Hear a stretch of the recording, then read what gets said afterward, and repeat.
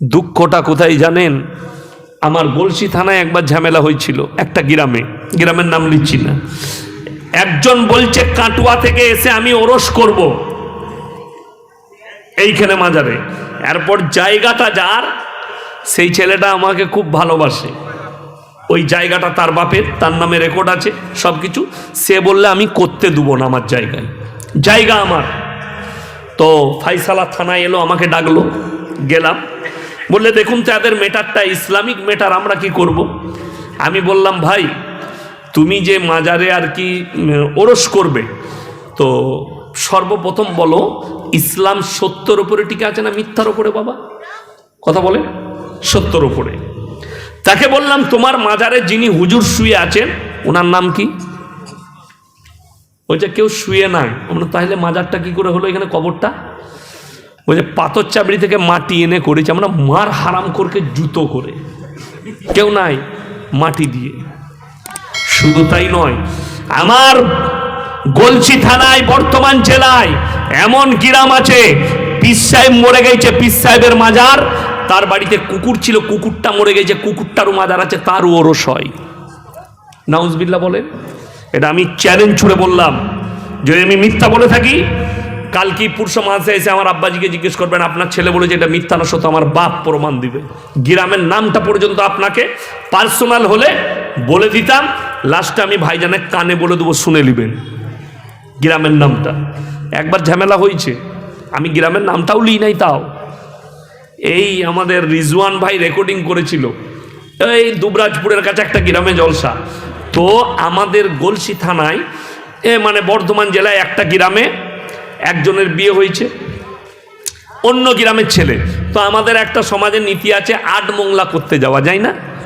কি করে আট মোংলা? এই বর্ধমান জেলার লোক আট মোংলা করতে যায়, মানে 8টা মুরগি খাবে শাশুড়ি। তো গেছে, তো তো জানে না প্রথম রাতে, তো ঘরে পিসাবখানা নাই, রাতের বেলায় উঠে বউকে বলছে মুদবো আমি, তো ওই তোমাদের এগনেতে মুতে দেবো। বলছে না, ওই যে দেখছো না ঢিপি আছে, পীর সাহেব আছে, মুতা যাবে না। আচ্ছা ঠিক আছে, পুকুরের পাড়ে মুতে দিই বাইরে বেরিয়ে গিয়ে। না, ওইখানে আবার মকদুম বাবা আছে, ওখানেও মুতা যাবে না। বলে তাই? বলছে তাইলে একটু মাঠের দিকে। না বাবা, ওইখানে আবার যাই খুড়া বাবা আছে। সে দেখলে শালা গোটা গায়ে পীর শুয়ে আছে, মুদবো কোথায়? রাতের বেলায় জামাই পালিয়ে গেল, কি বলে তোদের গাঁয়েই থাকবো না। এই কথাটা বলার পরে রিজওয়ান ভাই ছেড়ে দিয়েছে, আর ভিডিও ভাইরাল। আমাকে গলসি বাজারে তাদের গ্রামের লোক আমাকে শুনিয়ে বলছে আমরা বুঝতে পারি নাই, কাদিকে বলে যে গোটা গায়ে পীর শুয়ে আছে, মুদবো কোথায়? আমি বললাম ভাই বুঝতে পারছিস, তা ভেঙে দিকে মালগুলো। প্রত্যেক দরজায় একটা করে ঢিপি। বিশ্বাস করুন, আমি গ্রামের নাম নেবো না। তারা যদি বুঝতে পারো তা তাদেরকে বলবো তোমার বিবেককে জিজ্ঞেস করো এই ঢিপিগুলো কিসের, তোমার মৌলবীকে জিজ্ঞেস করো এই ঢিপিগুলো কিসের।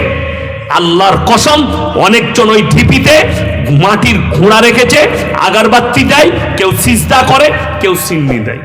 আমাদের আসল গ্রামের নাম কেউ জানেন? পুরসালে উচ্চ গ্রাম, পেছন থেকে বলে দিলেন উচ্চ গ্রাম। তো আমি ছোটবেলায় দেখেছি, আমার আব্বাজিও দেখেছেন ছোটবেলায়, একটা তেঁতুল গাছ, আমাদের যে উচ্চ গ্রামে পুরনো বাড়ি ছিল ওখানে একটা তেঁতুল গাছ আজও আছে। তেঁতুল গাছটা, ওইটার নাম হচ্ছে বুড়ো পিত্তলা। কি নাম? বুড়ো পিত্তলা। ওই যে বললাম মেয়েরা সমাজটাকে অর্ধেক শেষ করেছে। তো তখন বুড়ি মেয়েরা যে বাড়িতেই আর কি বিয়ে শাদী কোনো অনুষ্ঠান হতো, সেই খানা, প্রথম খানাটা প্লেটে করে তুলে ওই গাছতলায়, মরা মানুষ খাইতো নাকি আপনাদের দেশে, ওই গাছের গোড়ায় দিয়েছে কে না দাদি, এটা কি গো পীর সাহেব খাবে। ও প্লেট নামিয়ে দিয়ে চলে এলো, খাচ্ছে কুকুরে। কে? কুকুরে। আর কুকুরে যে প্লেটটা চাটে দেখবেন একদম চকচকে করে দেয়, করে না? করে না? এই দাদি ঘুরে এসে দেখছে প্লেট একদম সাদা। বলছে হলো জনুবা একদম শূন্য আদায় করে খেয়েছে। আমি বললাম ও শূন্য আদায় পীর সাহেব করেনি, হয় দেখ ওই পীরটা করেছে তোর। আমি বললাম মানুষ এত ভালো করে চেটে খেতে পারে? আমি বললাম তোর এমন পীরে খেয়েছে 7 বার ধুগা থালাটা, নাহলে পবিত্র হবে না। আমাদিকে বলতো গাব্বা, কি বুঝলেন? ওই মাঝে মাঝে দেখবেন আমাদের মায়েদিকে কি বলবো, এই মুর্শিদাবাদের রেজিনগরে 15,000 শ্রোতা, মেয়ে আছে 5,000। 2 বছর আগে আমার কাছে প্রশ্ন চলে এলো মেয়ে মহল থেকে, কি একজন শিক্ষিত মহিলা করেছে, আমি বুঝতে পারলাম হাতের লেখা দেখে যে ভালো শিক্ষিত হবেন। তিনি লিখেছেন যে আমাদের এখানের মেয়েরা ফতোয়া দিচ্ছে আমাবস্যার রাতে কি হুজুর বিয়ে দেওয়া যাবে না। বলে মোটি বিয়ে দিই না, কালো ছেলে হবে। কি বলবো, হাদিসে নাই, কোরআনে নাই, তাহলে এইটাই বলে দিই। যেমন ও খালার ফতোয়াই চলছে, তাই ইয়াসিনের একটা ফতোয়া নতুন ঢুকে যাক, কি বলবো। নাউজবিল্লাহ। বিশ্বাস কার? নারীদের। আমাদের পুরসা মানসাই আব্বাজি একবার বললো যে ছাত্রদিকে নিয়ে গিয়ে 10-12টা বাঁশ কেটে নিয়ে এসো। বারটা ছিল রবিবার। কি বার? রবিবার। তো যার ঝোড়ে বাঁশ কাটতে গেছি সে বলছে আমার বউ মানা করেছে রবিবার বাঁশ কাটা যাবে না। আমরা রবিবার তোর বাপ মরে গেলে কি করবি? রেখে দিতে হবে তো লাশটা। আমাদের দেশে তো অন্য কোনো ব্যবস্থা নেই, বাঁশ দেয়, তাই না? তাই না, বাঁশ দেয়। তাহলে তোর বাপের লাশটা কি করবি? আজকে রেখে দিবি তো? সে বলছে আমি জানি না। এমন ওই জন্যই তো সমাজ ধ্বংস হয়েছে। মানে আমাদের সমাজের সব থেকে বড় মুক্তি হচ্ছে কে? বউ। ওর থেকে বড় মুক্তি আর কেউ নাই। হ্যাঁ, ওই পুরুষই আমার এক দূর সম্পর্ক আত্মীয় বিয়ে ঠিক করতে এসছে, আমাকে ডাকলে যে আসরের পরে আসুন, বিয়ের দিনটা ঠিক করবেন। আমি ডায়েরি খুলে আমি বললাম শনিবার বিয়ে দাও, ফাল্গুন মাসে 1ম সপ্তাহে, আর রবিবার অলিমা। সে বলছে হুজুর আমি বাইরে থেকে আসছে, মনে যাও। আমি বললাম পিসাব করতে গেছে, কিন্তু বাইরে গিয়ে ফোন লাগাইছে বড় মুফতি সাহেবকে, ওর বউকে। আর ওই দিক থেকে ফতোয়া দিচ্ছে হজরত না, শনিবার বিয়ে দেয়, শনি লেগে যাবে। এমন তাহলে যেটা শনি লাগবে না সেই তারিখটা তুই কর। বলে সোমবার বিয়ে, মঙ্গলবার অলিমা। আমি মগরবের নামাজে দোয়া করলাম, আল্লাহ তুমি এই বিয়েটা ভেঙে দাও। আল্লাহর কসমেই দোয়া করে এলাম, আর আল্লাহ আমার দোয়াকে কবুলও করে নিয়েছে। কেন? এই জন্যে কবুল করেছে, এটা শিরকি ভাষা, বেদাত, কঠোর হিসেব আল্লাহর কাছে দিতে হবে এই সমাজকে। যে ও ইসলামিক কালচার, ও মুসলিমদের কালচার, আজকে মুসলমান নিজের কালচার করেছে। কেন? খালি মেয়েদের কথাই চলার কারণে। মেয়েরা বলে দিয়েছে। আমাদেরকে তো দুটো কাজে রেখেছেন, হলে আর মূলে। হইছে কানে আজান দাও, মরেছে জানাজা পড়িল, বাকি সব আমরা বুঝে নেব, বাকি আমরা দেখে নেব। ইমাম আর কিচ্ছু করতে পারবে না। ওই জন্যই সমাজ ধ্বংস হয়েছে। কষ্টটা ওই জায়গায়। জানেন আমার বন্ধুগণ, আমার ভাই, মায়েদিকে অনুরোধ করে যাচ্ছি, নিজেদিকে শিরক থেকে বাঁচাও। সামান্য কিছু হলে ভেঙে পড়ো না। আমার আব্বাজিকে জিজ্ঞেস করবেন, আমার আব্বার বিয়ের 9 বৎসর পরে আমার বড় বোন জন্ম নিয়েছে। কত বললাম? 9 বৎসর। কোথাও যেতে হয়নি, পীরের থানে যেতে হয়নি, কোনো জায়গায় যেতে হয়নি। কারো যদি চুলকুনি হয়, কারো দাঁত আছে, কারো চুলকুনি আছে, ওষুধ বলে যাব, লিবেন তো ওষুধটা? কিন্তু ওষুধটা নিতে গেলেই জাহান্নামে যাবেন। দেখুন তো, আমাদের এই গলসি থানার কিছু লোক বলছে সোতা বলে একটা জায়গা আছে, জানেন সোতা? ওখানে একটা মাজার আছে সোতায়, পচা পুকুর। কি পুকুর বললাম? পচা পুকুর। বলছে ওইখানে ডুব দিলে রোগ ভালো হয়। শালা এত দামি পুকুর, তাইলে তো টাটা মেমোরিয়ালে তালা মেরে দিতে হবে। ক্যান্সারের রুগীগুলো ডুব মারা, মাল ভালো হয়ে যাবে। এদিকে ঝাঁটা জুতো মারার রোগ আছে। অনেক হারামখোর বলছে জমজমের কূপের পানি আল্লাহর রহমত। ওটা জমজমের কূপের পানিটা কি? জমজমের কূপের পানি আল্লাহর রহমত। হযরত ইসমাইল তার পায়ের গোড়ালি থেকে আল্লাহর কুদরতে বেরোনো একটা কূপ, আল্লাহর কুদরতের তৈরি হওয়া। কিছু কিছু হারামখোর আর গুটকাখোর তারা বলছে যেমন জমজমের পানির কূপের পানি কমে না, ওই রকমই পাথর চাবড়িতে যে পুকুরটা আছে তার পানি কমে না। হারামখোর তলায় পাইপ লাইন করা আছে। হ্যাঁ, আর সাবমার্সেলের সুইচটা কোথায় আছে জানেন? ভণ্ড পীরের কামড়ার ভেতরে। মাল মাঝে মাঝে টিপে দেয় রাতের বেলায়, পুকুর ফুল হয়ে যায়। এরা বলছে পানি একদম কমে না। আমি বলে যাচ্ছি, যারা বরকত মনে করে রোগ ভালো হবে মনে করে এই সমস্ত মাজারের পুকুরের পানি আনবে, তারা নিজের নামটা জাহান্নামের রেজিস্টার করে নিচ্ছে। এই পানি যদি কেউ বরকত মনে করে পান করে, তারা হারাম পানি পান করছে। এই পানিকে যারা বরকত মনে করবে, এই পানির দ্বারা আমার বরকত হবে, উপকার হবে, তারা হারাম কাজ করছে, শরীরে হারাম জিনিস প্রবেশ করাচ্ছে। একমাত্র এই পানিটাই বরকত মনে করে পান করা যায়, উপকার মনে করে পান করা যায়, রোগের শিফা মন করে পান করা যায়, একমাত্র জমজমের পানি। আপনি যদি পান করেন, বিসমিল্লাহ বলে দোয়া পড়ে পান করেন, আর আল্লাহর কাছে বলেন, আল্লাহ এই পানির বরকতে আমার রোগকে তুমি সারিয়ে দাও, আল্লাহ কবুল করে নেবেন, তোমার রোগ ভালো হবে একমাত্র জমজমের কূপের পানি। বাকি পৃথিবীর কোন পীর আস্তানার, কোন মাজারের, কোন জায়গার পানিকে যদি মনে করে এটার দ্বারা রোগ সারবে, এটার দ্বারা ভালো হবে, তাহলে জেনে রেখে দিবেন আপনি একটা গুনাহ কবিরা করলেন, শিরক করলেন, আল্লাহ বিরোধী কাজ করলেন, রাসূল বিরোধী কাজ করলেন। যেমন যারা আমার মা বোন শুনছেন, অনেকজন আপনাদের কাঁকসায় একটা মাজার আছে না, দান বাবার মাজার, অনেক ভিড় হয়, মেলা হয়। আমি মাঝে মাঝে পেরিয়ে যাই, যখন বীরভূম ফিরভূম জলসায় যাই, ওই শর্ট রাস্তায় ঢুকে উঠি মাজারের পাশ দিয়ে, ওখানে তাবিজু পাওয়া যায়। আমি চ্যালেঞ্জ ছুড়ে দিলাম, তোমার দান বাবা মাজারে যে খাদিম বসে আছে, সে যদি আমাদের মতো মৌলবীর সামনে শুদ্ধ করে সূরা ফাতিহাটা পড়তে পারে, যারা পাথর চাবড়িতে যে খাদিমগুলো বসে আছে, গাঁজাখোরগুলো, তারা শুদ্ধভাবে যদি সূরা ফাতিহা পড়তে পারে, আমি সমাজের বুকে আর কথা রাখবো না ইনশাল্লাহ।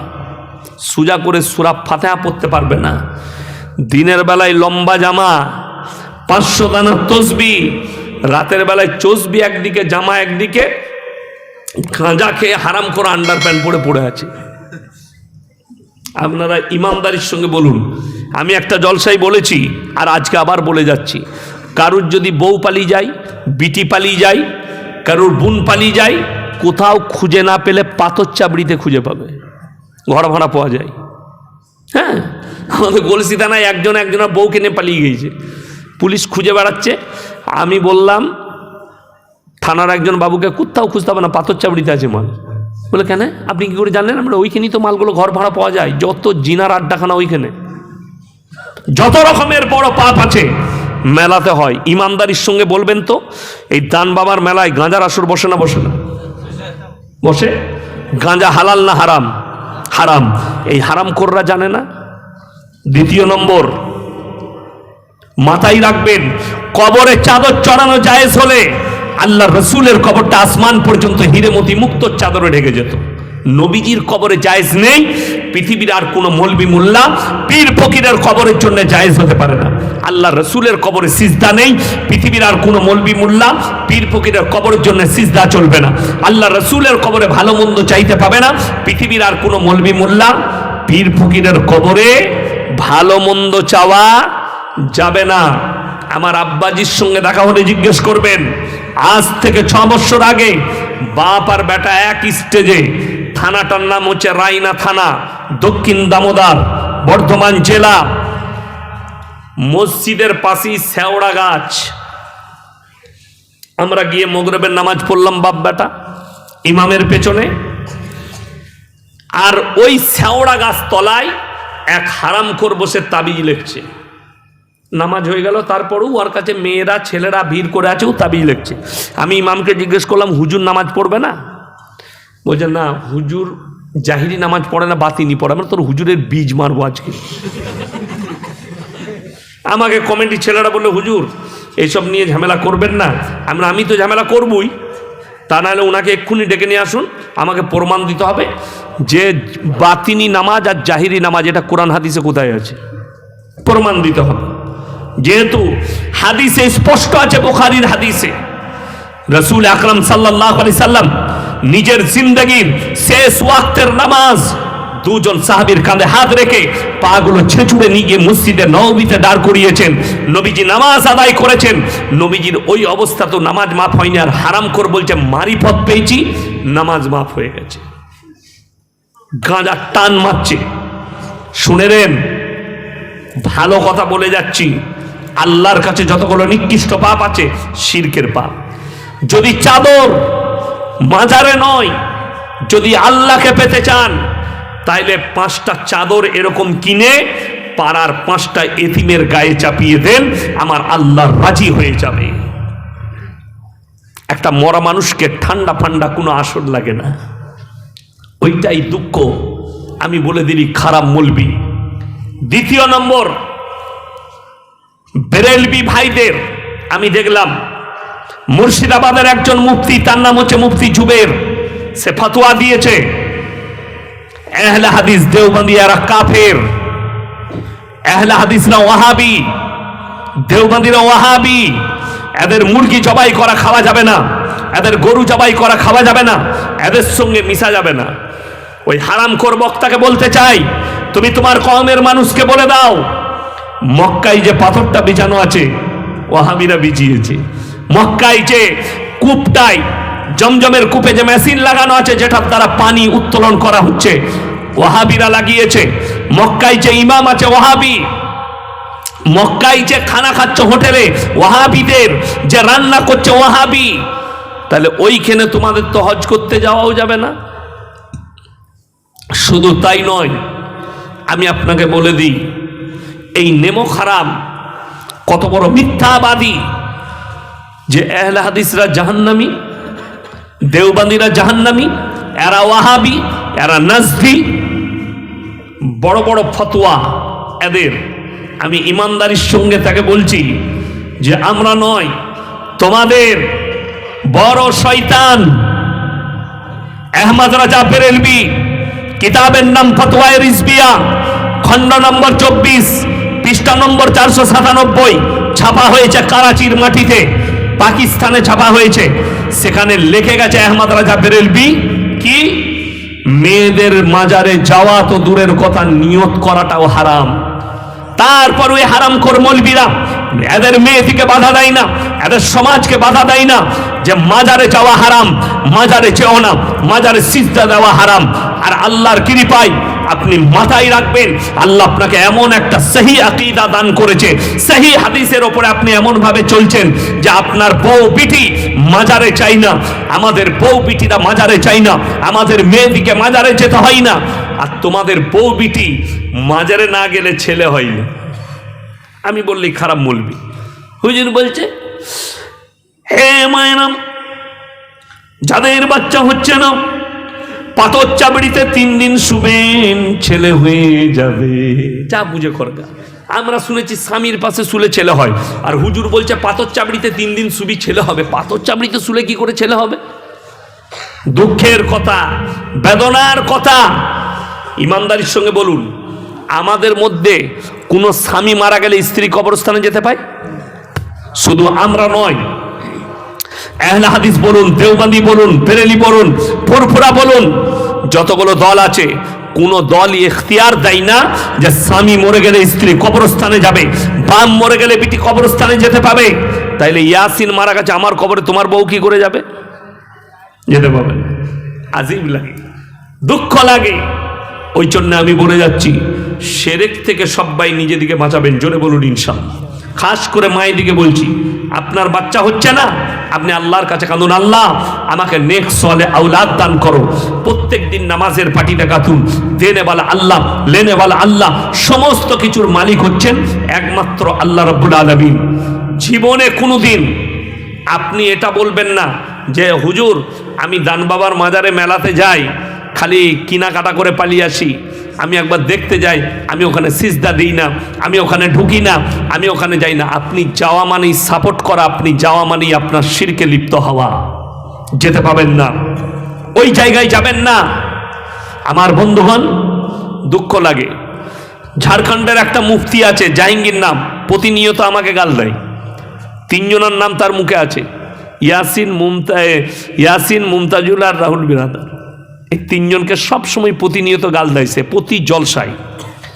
দুঃখের বিষয়, এই মুফতি জাহাঙ্গীর, ইনাকে বলবো ভাই আপনি অত বড় বড় কথা বলেন না, আগে প্রমাণ দেন, দলিল দেন।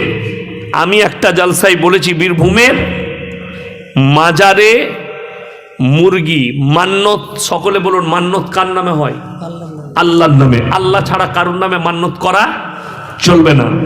আপনি মান্নত করতে পারেন, আল্লাহ আমার যদি একটা নেক সহলে আওলাদ হয়, আমি গ্রামের মানুষকে একটা গরু আল্লাহর রাস্তায় কুরবানি করে খানা খাওয়াবো, জায়েজ আছে, অসুবিধা নেই। আল্লাহ আমার যদি ছেলে মাধ্যমিকে ফার্স্ট হয়, আমি মসজিদে যত মুসল্লি থাকবে তাদেরকে আমি আল্লাহর ওয়াস্তে মিষ্টি খাওয়াবো, জায়েজ আছে। আমার ছেলে মাধ্যমিকে ফার্স্ট হলে আমি আল্লাহর রাস্তায় একটা কোরআন শরীফ দান করব, জায়েজ আছে। কিন্তু কেউ যদি বলে আল্লাহ আমার ছেলে হচ্ছে না, ছেলে যদি হয় পাথর চাবড়িতে ছাগল দেবো, অমুক জায়গায় মুরগি দেবো, অমুক বাবার নামে মুরগি দেবো, সরাসর হারাম। ইন্নামা হাররামা আলাইকুমুল মাইতাতা ওয়াদ-দামা ওয়া লাহমাল খিনজির ওয়া মা উহিল্লা বিহি লিগাইরিল্লাহ। প্রবাহিত রক্ত, মরা জন্তুর মাংস, শুয়োরের মাংস, আল্লাহ ব্যতীত অপরের নামে উৎসর্গিত জিনিস তোমাদের জন্য হারাম করা হয়েছে। আমার বন্ধুগণ, ওই মানার কি জাহিলে মুরাক্কাব মুফতি বলছে মাজারে মুরগিটা নিয়ে যাওয়া হয়, কিন্তু বিসমিল্লাহ আল্লাহু আকবার বলেই জবাই করা হয়। আচ্ছা বলুন তো, আমাদের বাড়িতে কুটুম আসে না আসে না? আজকে আমি দেখলাম আমাকে দেশি মুরগি দিয়েছিল, তাইলে দেশি মুরগিটা জবাই করেছে না করেনি? কোথায় করেছে? দান বাবার মাজারে? আপনাদের এখানে কবরস্থানে? আমাদের বাড়িতে কুটুম এলে আমরা বাড়িতে বিসমিল্লাহ আল্লাহু আকবার বলে জবাই করে নিই, ঠিক কিনা কথা বলেন? আমাদেরকে কোনো জায়গায় যেতে হয় না।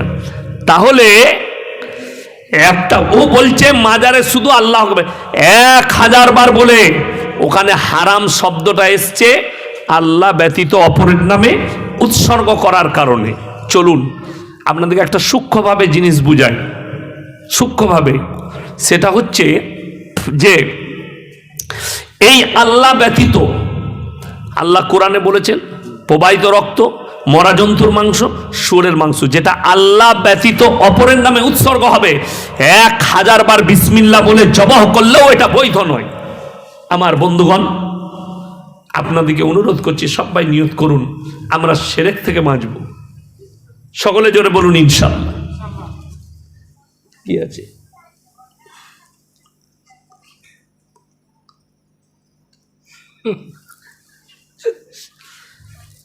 আপনাদেরকে অনুরোধ করছি শিরক থেকে বাঁচবেন, হাত তুলে বলুন ইনশাআল্লাহ। এই মাজারের অনুষ্ঠানে কেউ যাবেন? যাবেন না। চ্যাংড়া ছেলেদিকে বলছি বাইক নিয়ে ছুটো না, জাহান্নামটা কাছে করে নেবে তুমি। আমাদের অনেক চ্যাংড়া ছেলে ছুটে চলে যায়, কেন? তারা কিন্তু মাজারে যায় না, তাদের উদ্দেশ্য আবার আলাদা। তারা কি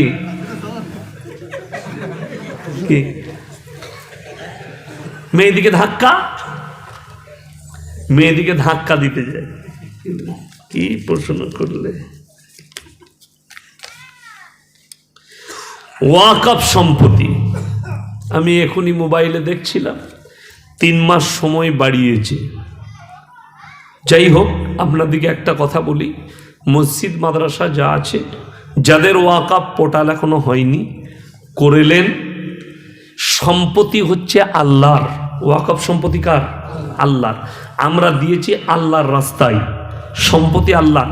মৌলবি সাহেবের ব্যক্তিগত নয়, ইমামের ব্যক্তিগত নয়, মোতোয়াল্লির ব্যক্তিগত নয়, আল্লাহর সম্পত্তি। এখন ওই সম্পত্তির ওপরে সরকারের চোখ পড়ার আলাদা কারণ আছে। কেন? ভারতের 3টে বৃহত্তম সম্পত্তি, এক হচ্ছে ডিফেন্সের, 2 হচ্ছে ওয়াকফ, আর 3 নম্বরটা হচ্ছে কিসের? রেল। এই 3টে, রেলের সব থেকে বেশি, তারপরে আপনার 2য় নম্বরে ডিফেন্স, 3য় নম্বরে ওয়াকফ সম্পত্তি। সরকার ভাবছে এদের এত সম্পত্তি, মালগুলো আমার হলে কেমন হয়। যেমন আম্বানির যে বাড়িটা, ওটা ওয়াকফ স্টেটের ওপরে আছে, মাত্র 50 কোটি টাকা দিয়ে কিনে বাড়ি করে নিয়েছে। আজকে ওই জায়গার বাজার মূল্য কমপক্ষে 1,500 কোটি টাকা। ওই জায়গাটা যেখানে বাড়ি করেছে 1,500 কোটি টাকা মূল্য, 2 নম্বরই করে 50 কোটি টাকায় কিনে বাড়ি করে নিয়েছে। এরকম অনেক ওয়াকফ সম্পত্তি বেদখল হয়ে আছে। আমি বলবো, যদি আপনার বাপ আপনার মসজিদে জমি দিয়ে থাকে, আপনার দাদু জায়গা আপনাদের নামে হয়ে থাকে, অনেকজন করছে কি কায়দা, যখন রেজিস্ট্রি হয় নাই মালটা আমি আর দেবো না, কথা বুঝলেন? জমিটার দাম বেড়ে গেছে। জমিটার দাম ছিল 1 লাখ, এখন সেই জমির দাম 50 লাখ। সে দেখলে রেজিস্ট্রারি যখন হয় না, আমি দুবই না। এরকম ঘটনা ঘটেছে, আমি বলবো না। একটা মাদ্রাসায় তার দাদু 10 কাঠা জায়গা দিয়েছে, তার দাদি দিয়ে গেছে 10 কাঠা জায়গা, তার বাপ চিরজীবন ধান দিয়ে এসছে। যখনই জমির দামটা বেড়ে গেছে, তার পুতা বলছে দেবো না, নাই জমি নাই। অথচ তার বাপ ধান দিয়ে এসছে 10 কাঠা জমির। এখন সেই 10 কাঠা জমির দাম 10 লাখ, দিবে না আর।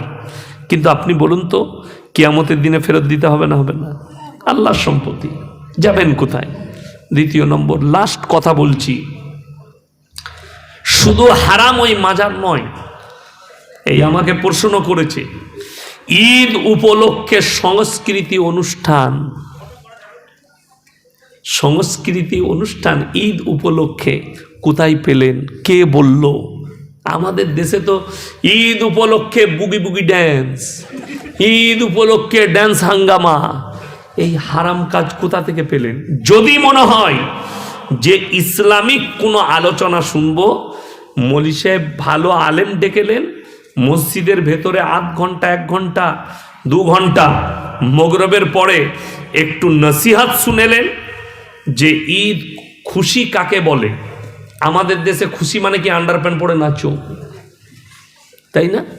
ড্যান্স করো, এটার নাম খুশি নয়। ঈদ উপলক্ষে সংস্কৃতি অনুষ্ঠান জায়েজ নেই। ঈদ উপলক্ষে বুগি বুগি ড্যান্স জায়েজ নেই। ঈদ উপলক্ষে ক্রিকেট খেলা, ঈদ উপলক্ষে টুর্নামেন্ট, ঈদ উপলক্ষে এগুলো ইসলামী শরিয়ায় জায়েজ নেই। যদি বলেন ঈদ উপলক্ষে জলসা, জলসা আবার ঈদ উপলক্ষে কি?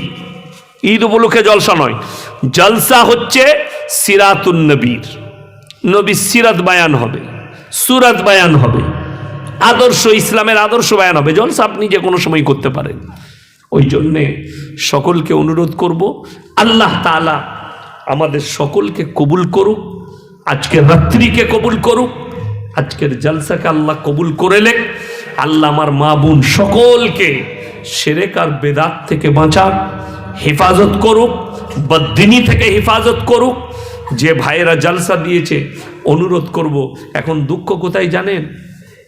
দুঃখ একটা, যে আমাদের দেশে 100টা জলসা কমিটির মধ্যে 90টা জলসার কমিটি বেনামাজি। আমি বললেই খারাপ, কিন্তু আমি বাস্তব চিত্র বলছি। জলসা দিলে হবে না, তোমরা নিয়ত করে নাও কাল থেকে নামাজ কাজা করব না। সবাই হাত তুলে বলুন, তার ফজর থেকে নামাজ কাজা হবে না ইনশাল্লাহ। হাত তুলে জোরে বলুন ইনশাল্লাহ।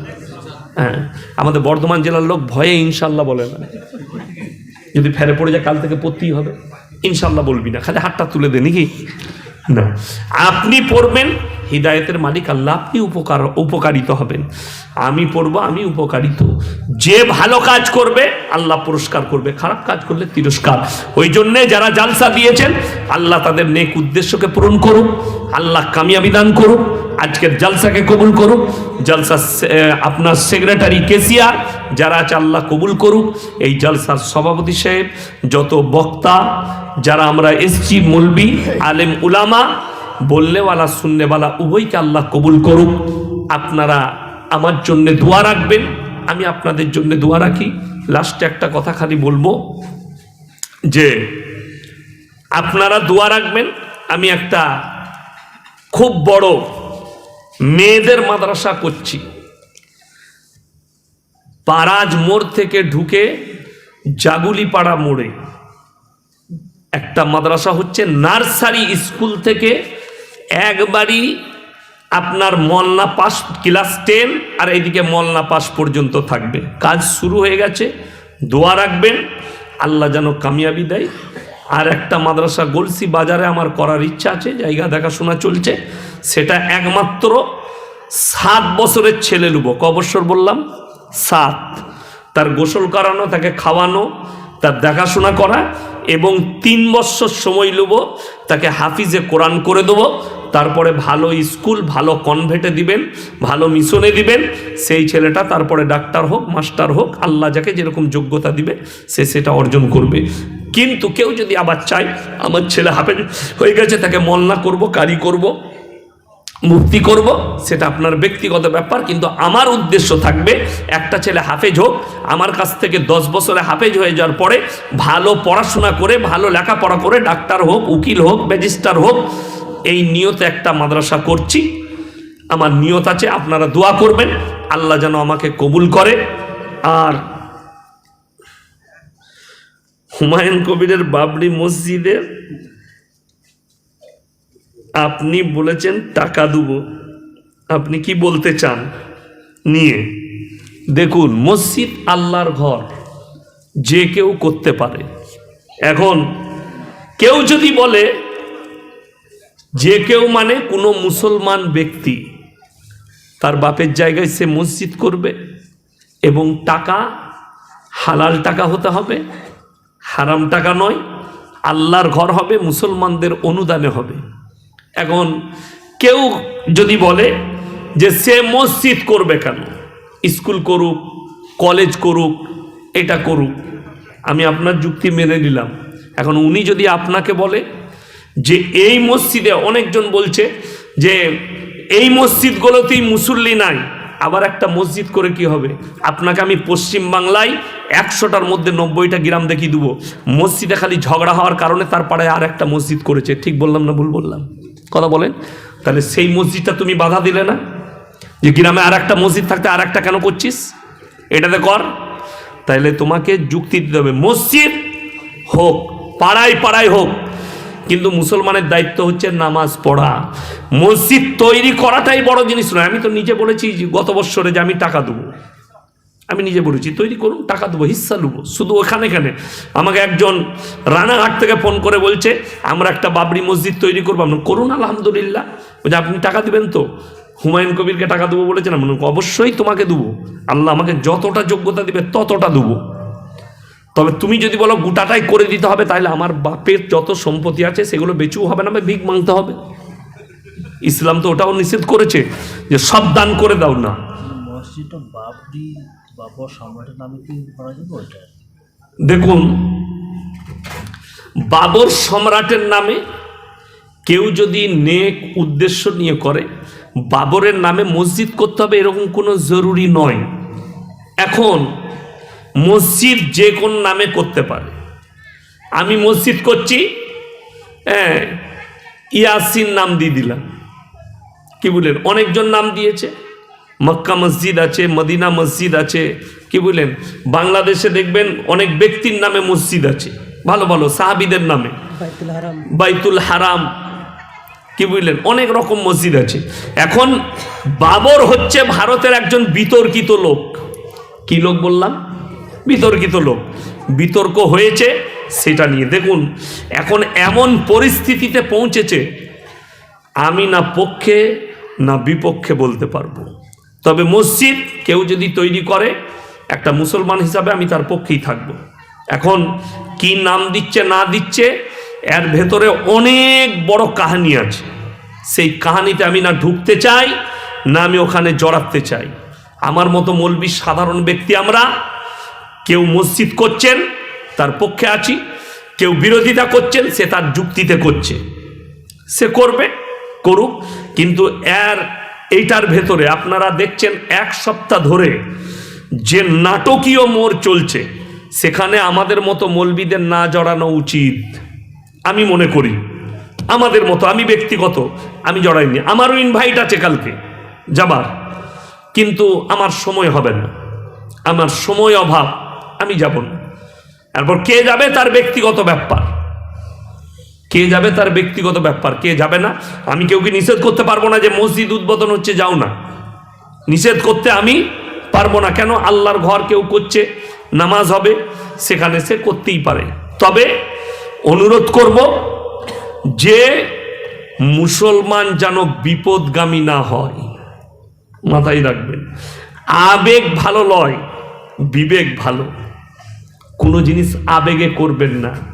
আপনার মনে হলো আপনি আবেগে গিয়ে আপনার তিলকচাঁদপুর মোড়ে একটা বাবরি মসজিদ করবেন আপনি, আর এটাকে আবেগ বলা হয়। আর বিবেক হচ্ছে আলাদা। বিবেক হচ্ছে যে সমাজে যেন ফিতনা ছড়ায়। কোরআনে আছে আল ফিতনা তো আসাদ্দু মিনাল কাতল, ফিতনা হচ্ছে মার্ডার করার থেকেও খারাপ গুনাহ। একটা মানুষকে মার্ডার করলে যে পাপ হয়, ফিতনা ছড়ালে সেই পাপ হয়। আমি বলবো হুমায়ুন বাবু আমার কাছের মানুষ, অন্তরের মানুষ, আমার সঙ্গে ভালো সম্পর্ক আছে, এবং যে বক্তারা অনেকজন বিরোধিতা করেছেন, অনেকজন তিনার বিপক্ষে বয়ান দিয়েছেন, তিনারাও আমার আপন অন্তরের। অনেকজন বন্ধু মানুষ বিরোধিতা করেছে, তিনারা করেছেন তিনাদের যুক্তিতে, কিন্তু আমি উনার মসজিদ করার বিরোধী নই, এটা আমার নিজের ব্যক্তিগত ইচ্ছা। তাই আপনারা সকলে আমার জন্য দোয়া রাখবেন, আমি আপনাদের জন্য দোয়া রাখি। হায়াত বাকি, মুলাকাত বাকি। আসসালামু আলাইকুম ওয়া রাহমাতুল্লাহি ওয়া বারাকাতুহু।